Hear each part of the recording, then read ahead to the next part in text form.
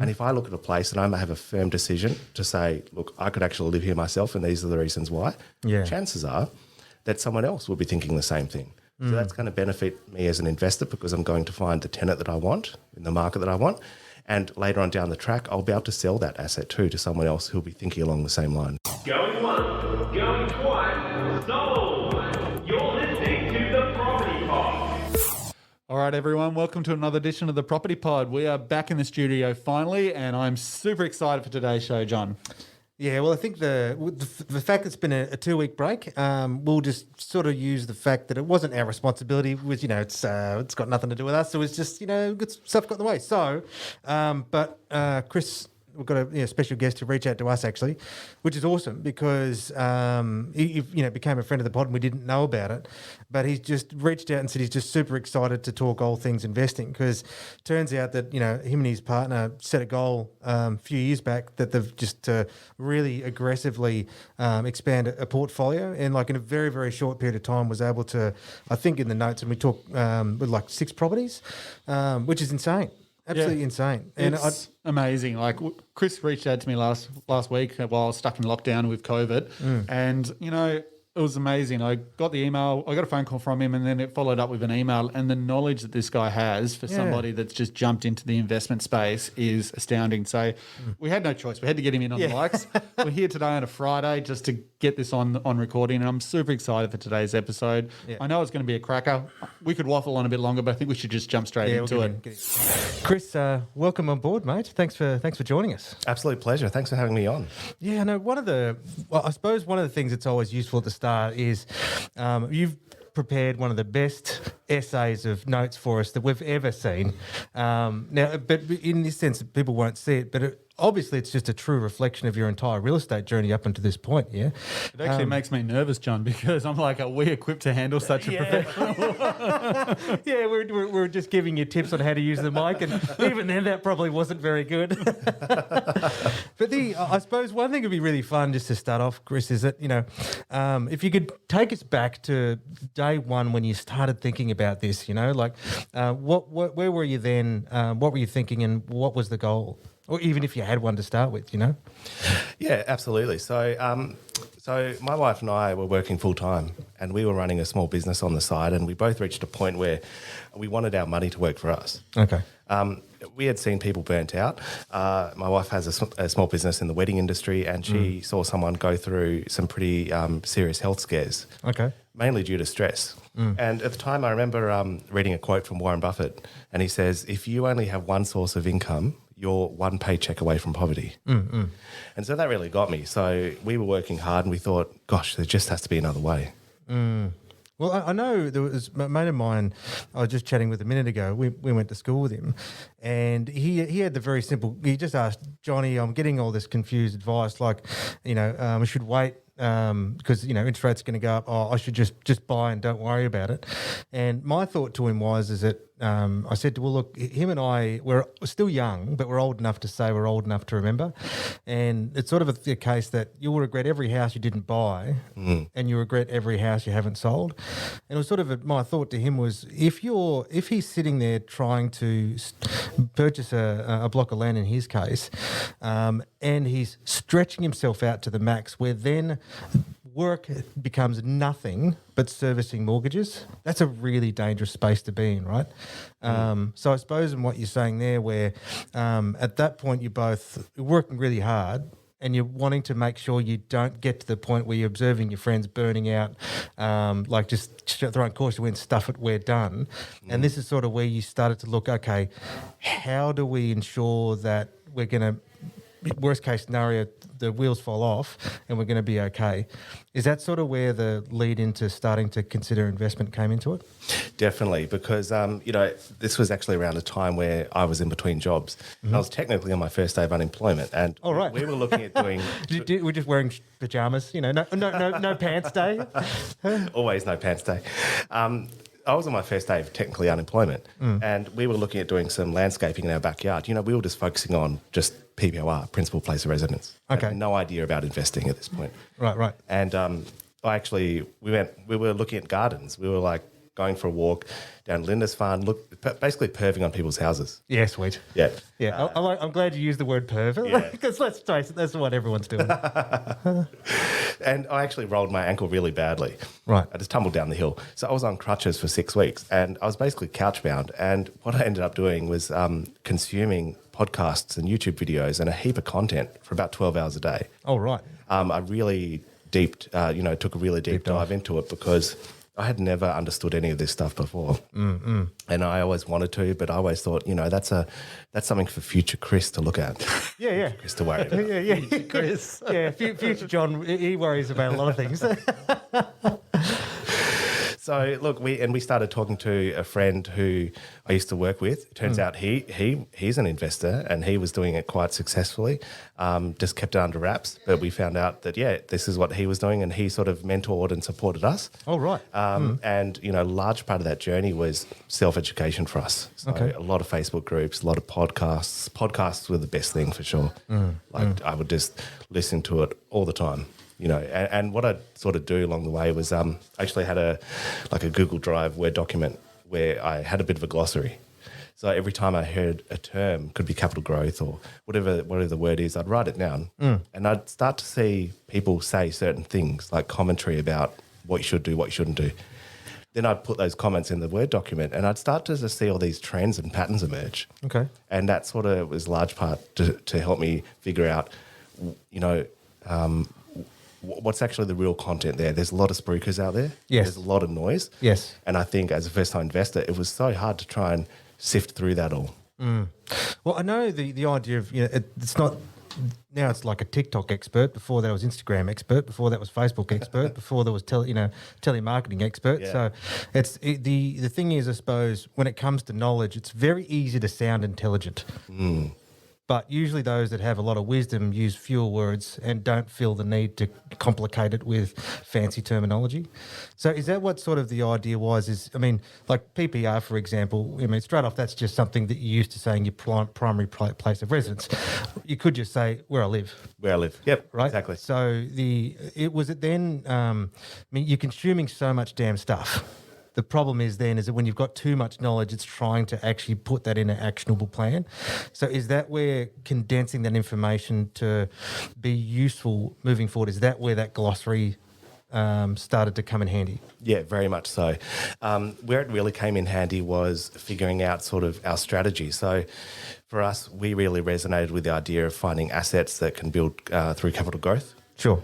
And the reason being was because when we first started, we thought we want to keep our options pretty open. We don't want to limit ourselves in. And a lot of people are saying that, like, in terms of capital growth, that's where you'll be able to pull out equity to purchase more properties. So for us, from that first one, we've been able to generate some equity along the way to fund the other ones. And so that was always the idea, but we definitely didn't have all the answers to start with. It's been this evolving process as we've accumulated more assets. Yeah, gotcha. So we could dumb it down, right? Here you are writing your glossary page. Capital growth. What's that?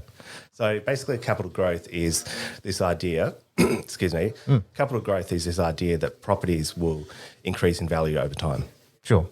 And one way to look at it is supply and demand. And so if you look at a location, I'm going to pick Sandy Bay, for example. And let's say you have a house there that's valued at maybe 1.5 million. Okay. Over time, that's a suburb that people will want to live in. And then because they want to live there, basically the supply and demand equation will change. There's limited supply and there's high demand. Because of that demand, basically people are going to pay more for that property. And therefore it's going to go up in value. And that's what we refer to as capital growth. Yeah, definitely. So it's just you paid $300,000 today. Now the current value, because of demand in some sense in the area, you'd sell it for $400,000 today. There's $100,000 you've grown, and so that's your capital growth. Yeah. Yep, exactly. Yeah, cool. Yep. Cool. And it's sort of, I know I was putting you on the spot there, but I like the idea where rather than people saying all these terms and you just assuming you know what they are, you took the time to stop and learn. You know, because I wanted to just drop an anchor in the sense that I'm going to jump around. But today, like Something different. no. It's important to know why you're here, because now you both have 6 rental properties. Is that right? Correct. 6 investment properties, and you're able to accumulate in how much time? 22 months. In 20. See, that's insane. You know, so this goes to, I mean, to be able to act that fast, I can only assume you need a damn well documented action plan. So when now, like you've accumulated all this knowledge, I can only assume you might have been really, you know, your wife was really excited by it, or she was sick and tired of hearing about it. Where was the point where both of you got on the same page to go, right, we need to start, it's time to start doing something? How did that come about? I'm incredibly lucky to have such a supportive and amazing partner. And right from the start, we've been on the same page. Oh, right. So it's just like, we're a team. Yep, exactly. Yeah, cool. And we've sort of focused on different things. So my wife is really great. She sees incredible potential in a lot of these assets. So you know, places that are a little bit tired or run down, things that'll give me heart palpitations. And then we decided to act on it. It's turned out to be the best thing ever. Right. Okay. But for me, I really like detail. So I will zoom right into the spreadsheets, a lot of crunching the numbers. I really love my bookkeeping. I don't know why. My accountant says I've missed my calling. I love spreadsheets, mate. If I can put a spreadsheet together with some numbers, I am all over it. Absolutely. It makes me feel busy for the day too. I make this big spreadsheet full of info. It's just like, it's so cathartic, isn't it? It's, look how pretty this is. It's so efficient. So, yep, I'm all over that, Chris. So look, teamwork was a huge part of it and still is. And in terms of that plan, like with our first property, we had a rough idea of what we were looking for in terms of capital growth and asset selection. But it wasn't until we got to the second one we sat down and really nutted out a plan. Okay. And that really started with this idea of saying, look, before we get ahead of ourselves, why are we doing it? Like, what's our actual... What's the end game? What's our end game? What do we want to achieve, and then how are we going to do that? So what are the steps? So we didn't have to go into the minutiae, into the real nitty gritty detail, but it was just about having a broad idea of saying, this is what we want to achieve, and then you kind of just sort of plot down the goals that you want to achieve. And we had about 10 versions of this document. It was like this huge cumbersome 10-page document. Right. Got it down into a 1-page A4 document. Sits on the fridge. So, you know, it's a constant reminder. It's always there. Jeez, I love that. Just having that on the fridge to look at every day to just remind you what the goal is. Yeah, exactly. And that's what they say. They say, you know, you're much more likely to actually action things if you do write them down in terms of goals. Well, I suppose revisiting them too, like I've the amount of times I've written goals, I don't remember what they are. Because they ended up in that journal like 5 pages back, and like, I guess I'll just write some new ones, you know. But having that consistent focus every morning where you're both reminded, hey, this is why we're doing it. Yeah, exactly. Yeah, okay. So what was the difference in that process of buying your first investment versus your second one? So the first investment... How did that change? Yeah, so the first investment was in an area called Devonport. And it's really quite interesting because my wife grew up on the same street that we bought that first investment property. So she knew the area incredibly well. Oh, right. Okay. So my wife grew up on the northwest coast, and that's where our investment portfolio sits currently. I'm an Elveston boy, so know the area well as well. Yeah. Excellent. The difference between the first and the second one was that with the first one, we put in a lot of detail. So we really looked on Google Maps, we looked on Domain, on realestate.com. We used microburbs to try and track affluence score to find the best suburbs and the not so best suburbs. Okay. Because we really wanted to target those sort of middle tier areas. So how would you describe middle tier? I would say areas that have reasonable potential. I'd probably class them as that sort of more, you know, middle class areas. That's how my girlfriends have always described me, middle tier. Middle tier, yeah. Potential. Middle tier gives a lot of room for growth. Yeah, a lot of room for growth, right? You got tickets on yourself. You reckon you're that high, John? No, that's the point. They saw tickets, so I just didn't act on it. Gotcha. So it's just, but yeah, you're not sitting there trying to. It's bread and butter, I often think of it as. Totally, yeah. And that's the thing. We wanted to pick things that we believe would perform well over time, but we didn't want them to be completely maxed out in terms of, you know, completely renovated or anything, because we wanted to generate some equity, wanted to do a bit of work on them so then we could pull out a bit. In terms of the first to the second one was really interesting because after the first one, I went more into my spreadsheets and my documents and I put together this like scoring criteria. I had these list of things that I was looking for, and I had a checklist. So we would drive up to the Northwest Coast. We'd look at a property. I'd pull out my checklist. The agent's looking at me like I'm a weirdo. I'd be impressed. I'd be like, oh, you got a spreadsheet? Can I see it? And what was happening was that I started to get really stressed. I was like, look, we can't find anything, blah, blah, blah.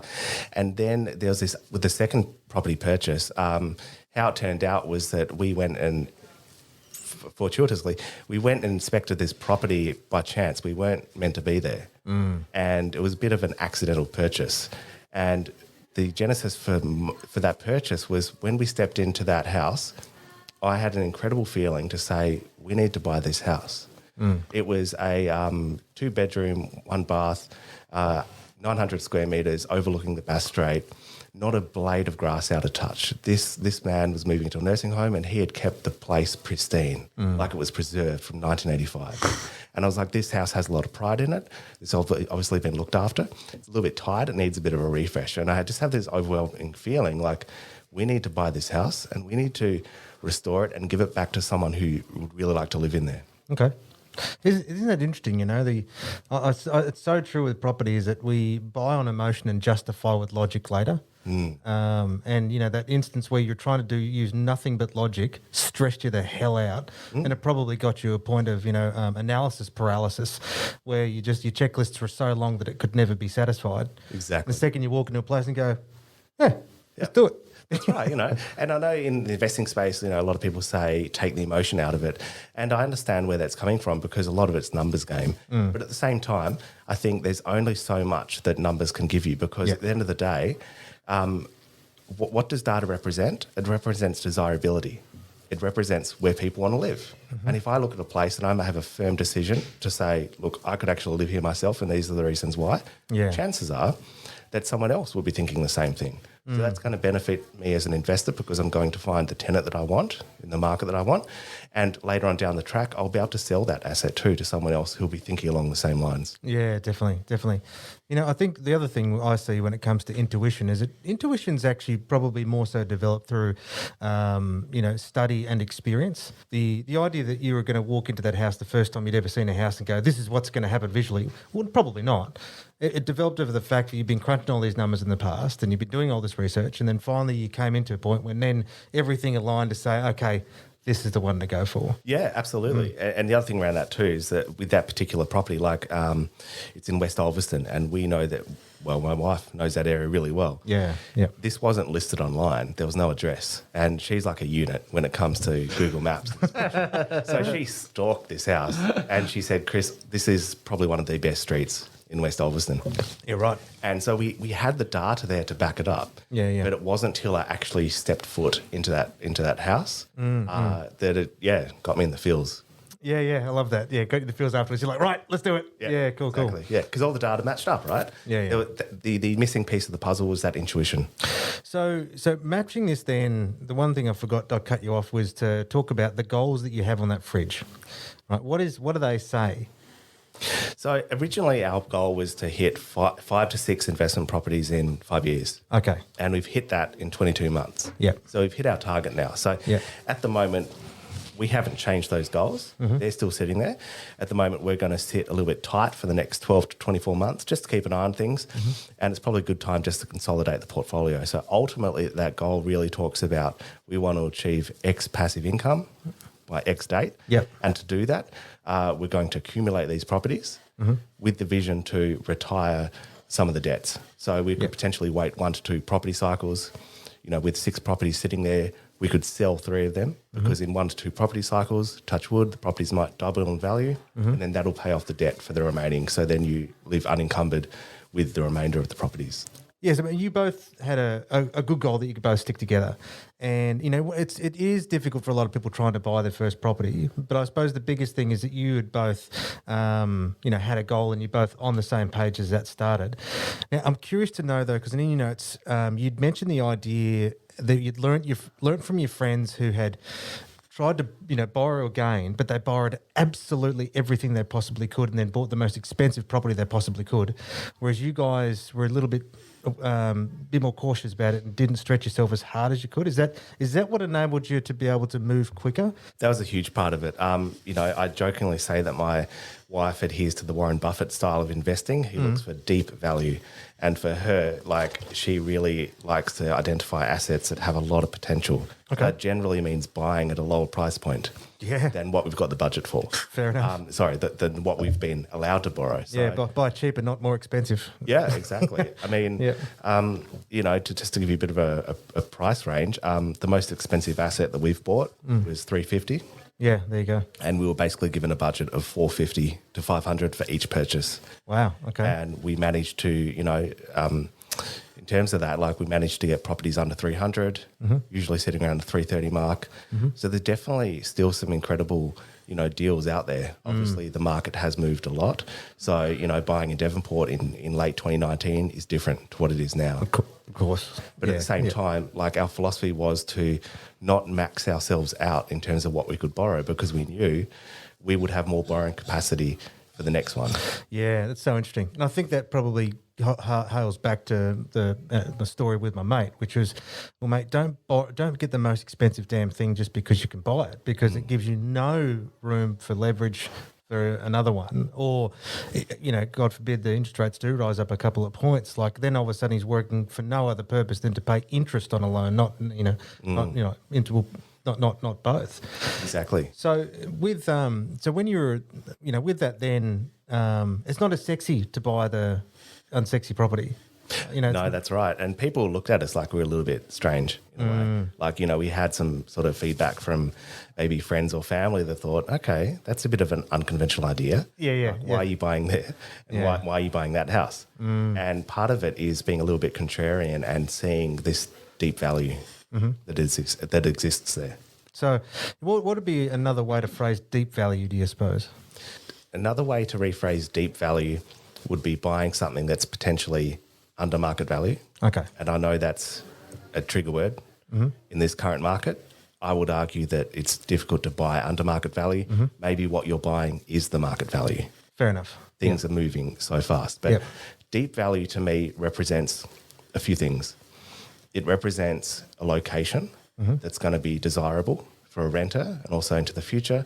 Deep value also represents some type of a value add or upside. Yeah. So that could be the land size. It could be the configuration of the house. It could be the street it's on. And the other thing I find really important is this X factor. So we've always really tried to look for this X factor in our property purchases. Okay. And that's generally been, it could be something as simple as a cul-de-sac that's very quiet, that doesn't have a lot of traffic through it. Or it could be, close to amenities or something like that. Something that's going to set it apart to its peers in that street. Or that area. Just for example, we are very picky with our assets. So when we would go do our trips to the Northwest Coast, we would go up there, we'd inspect a property, we'd come back home. And we'd do that rinse and repeat all the time. So a lot of time invested. A lot of time. So for us, that's that's 7 hours of driving each day. And so we'd literally go up each day. And do that. So it took a lot of time, but we were really stubborn and picky about that. And, touch wood, hopefully it does pay off one day. But to give you some context around that X factor, 5 out of our 6 properties have water views. Sure. Because we thought that was something that we believe is really important. And I don't know, for me, I just really like my water views as well. Yeah. Well, I've had a lot. This happens quite. It's a common feedback from owners where they'll go, oh, yeah, and this has got water views. And I said, yes, but so does half of Hobart. Well, I don't say it that bluntly. You don't, because you just immediately insult someone's ego. The thing is, though, where the long-term perception of that water view is probably the biggest value. So the real X factor return on that might not be for 5 or 10 years. However, they're always going to have a better return on being able to see the water versus looking at a brick wall.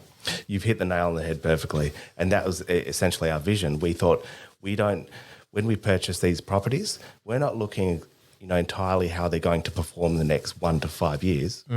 We're looking for a 20-year horizon, a 30-year horizon. Yep. What's going to happen at the end of that period? Who will want to buy this house? We know that you can't grow more land, right? Yes. You can't change, So that was something that's super important to us. We wanted to think, how will this perform in 30 years when we sell it? See, there was something just came to mind I was going to dig down. You talked about property cycle. Now, my understanding of that is effectively you're talking about a doubling in price. Would that be sort of, you'd be looking for an end of a cycle to... Generally speaking, yes. Yeah. Because I think and I know in Tassie that happened 14 years ago. So you had 2001 to 2003. We've really had it from between 2015 to 2021. So, you think about that, that's 14 years or so before that sort of those things cycled through. Now, it'd be great to say that prices always double in every 30 years. Maybe you may or may not have to pay $1 million for a property in Ulverston overlooking the water. Who's to say? But what I think is a danger spot, I suppose, is that everyone's been an expert over the last few years. And the danger of that is to always think that everything's always going to be good all the time.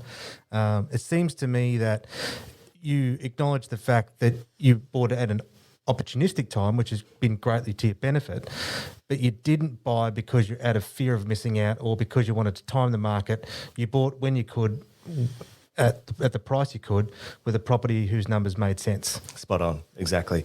We that was a huge part of our plan, making sure we had the opportunities there to strike when the iron's hot. Yes. But also a big part of that was getting the finance sorted at the back end. So instead of doing it in a linear fashion and saying, okay, we're going to do property 1, then 2, then 3, then 4, we looked at our finances and we got things in order so that we could buy 2 at the same time. Interesting. Or in very close succession. Okay. It was a nightmare with paperwork. Sure. And having to liaise with different providers.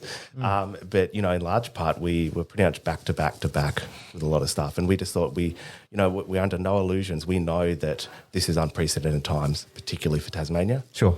And we know this is not going to last forever. So we thought, okay, if we are going to execute our decisions against our plan, this is the time to do it. Well, see, even then that... and it's a fair objection, people go, well, it's easy when you've bought it at the bottom of the market. And fair enough, That said, though, is that even if you are buying today, the rules don't change. I don't think the rules change at all. Yeah, it really comes down to the fundamentals of property. Yeah, and so it's that thought, well, I mean, there's a pretty bloody good lessons to take out of it. It's sensible. Don't go to the broker with 1 in mind. Go to the broker with 2. Yeah, exactly. And so it's all right. Well, if we are going to make this work, okay, well, we're going to need to borrow more money, but maybe we have to adjust the price values that we're going to look to buy. But we can leverage 2 from the same homework than we would just 1. So that's pretty damn good. It saves some time. But one thing I want to ask, there's obviously a big sacrifice of your time. Like you said, you're driving up, back and forth. What else have you both sort of sacrificed from, today in terms of nice things, I guess you could say? Like, did you both, with this plan in mind, say, look, we're going to delay getting the caravan now in lieu of our financial plan? What were the sort of sacrifices that you guys you've made along the way? That's a really good question. Thankfully, we've both been relatively sensible with our consumer spending. My wife has always been of that mindset. For me, not so much. So bit of my backstory is that I was the kind of person that would always sort of shout drinks or buy dinner for everyone, and I'd always put it on the credit card, right? And this was like, about 2015. Sure. Sort of hit this point where I was actually in about 40K of consumer debt. Yep, been there. Yep. It's so easy to do. Yeah. So easy to get access to credit. Yeah. And so for me, financial literacy is now something I'm super passionate about because I sort of hit this low point and I developed this spreadsheet. That's probably where my love of spreadsheets come from. Okay. Developed this spreadsheet where I would plot out each fortnight how much I needed to pay back. And so I worked really hard and aggressively to pay that off. All right. So that gave me some really great lessons around money management, and I'm really grateful to have that opportunity because if someone says, look, you've just got privilege being able to get all these properties, I can say hand on heart, look, I actually went through some struggles myself and I really understand what it can be like. Well, the other thing, if to fall on the back of going, oh, you got privilege, is it's I think it's a really ignorant, insulting term because it actually gives no credit at all to a person's story or struggles. and it gives no acknowledgement of the discipline and sacrifices that are made for someone to be able to progress themselves to a really good position. Absolutely. It's really interesting because, like, you know, the caravan or the car, like, I personally don't need that stuff. You know, I have a 2007 Toyota Corolla with a couple of chips in the windscreen. It's great for me. It's reliable. I love it. Yeah. But I don't personally need anything fancier. Sure.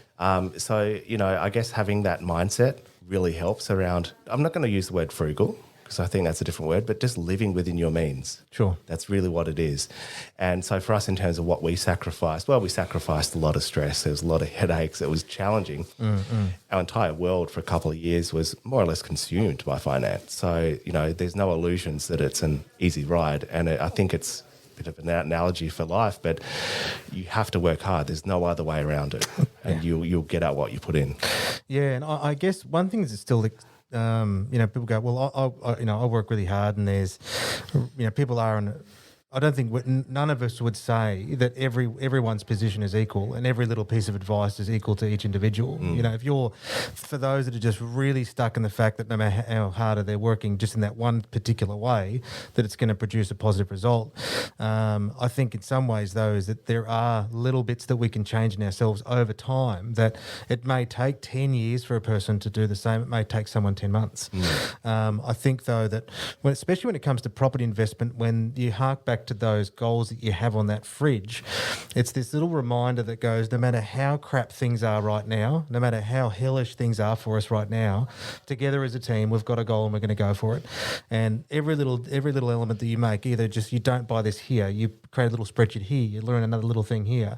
You know, it was amazing that you guys were able to achieve, accelerate this process so quickly at a really opportunistic time. But you could have been the same person who didn't do any of this stuff. And the idea, it was all good for you because you bought back then, but a lot of people could have bought back then but didn't buy back then. So this position is a result of, you know, disciplined research, hard work, and action, and, you know, taking action. Spot on. You know? Yeah. So it's that, I mean, it's so cool to have you here, mate. And I think, because one of the things that I think would be really awesome to have you back, because we just covered so much. In very little bits of piece, but I don't know about you, but it'd be cool to be. We've got a few friends of the pod, and mate, if you're keen to come back, and I suppose it'd be fun to over time to talk about a lot more nitty gritty on specific, for those that are interested in learning, you know, the reason why you bought one specific property, and we're not doing a broad overview of who you are on your terms. We'd love to have you back. Of course, I'd love to. I mean, for me, the most fulfilling part of this is actually these conversations. Yeah, cool. You know, being able to share these experiences and sort of affect change for people that might be on the fence or might see something on Facebook and, you know, and just want to jump in there and do it. It's like, okay, we'll sort of slow down a little bit, because the great thing about property is that no one strategy is the same. There are so many variables, and what will work for me might not work for someone else. Yeah, cool. And so I will share my experience, and I hope that people are able to take or glean insights or bits of information from that can help with that strategy. And for me, I'm really passionate about this stuff, so definitely would love to be back. Yeah, brother. Absolutely. Thanks. Awesome. Thank you. Well, it's official. My life has been a waste of time at this point. Yeah. I spent too much money. Sure, I like all the nice toys with the caravan and the trucks and stuff, but man, Chris's portfolio, that is an impressive journey in such a short period of time. Well, I really think to me, the idea of the goals in the fridge is probably one of the biggest takeaways from my perspective, because it focuses what everything he's going to do on a daily basis, and it's like if they've got a joint vision to say, hey, this is what we're doing, and they're not in conflict. I think that's an awesome thing for him and his partner to carry through. You know. Well, I think today's been a real eye-opener into someone in the investment space and how they've got into the marketplace. I'm super excited to get Chris back over the next couple of months. He seems pretty keen to become a new member of the show. Yep. And I think we have to say, look out Simon Presley. There may be a new knowledge king in town.